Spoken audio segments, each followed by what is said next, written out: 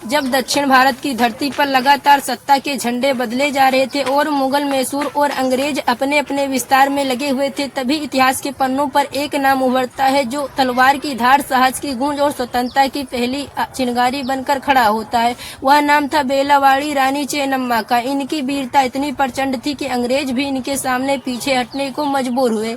ये सिर्फ एक रानी ही नहीं बल्कि एक अडिग योद्धा थी।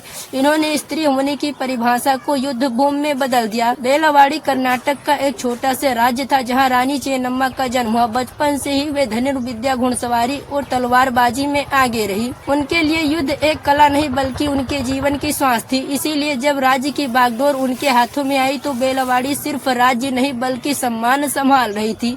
कहानी की असली आग तब भड़कती है जब अंग्रेज ईस्ट इंडिया कंपनी की विस्तार की भूख में बेलावाड़ी पर नियंत्रण चाहते थे। कर बढ़ाए जाते हैं, दखल बढ़ती है और बेलावाड़ी को झुकाने की कोशिश होती है, लेकिन रानी चेन्नम्मा ने झुकना स्वीकार नहीं किया।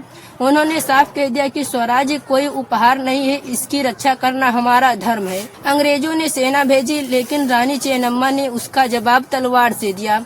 बेलावाड़ी के जंगल, पहाड़ और नदियां उनके साथी बने। उन्होंने गोरिल्ला युद्ध अपनाया। अंग्रेज जंगलों में गायब हो जाते और उनकी रसद काट दी जाती। हर हमला जवाब बनकर लौटता। उनकी सेना भले ही संख्या में कम थी पर जज्बे में आंधी थी। इतिहास बताता है कि रानी चेन्नम्मा अंग्रेजों के सामने इतनी कठिन चुनौती थी कि उन्हें हर बार सेना भेजना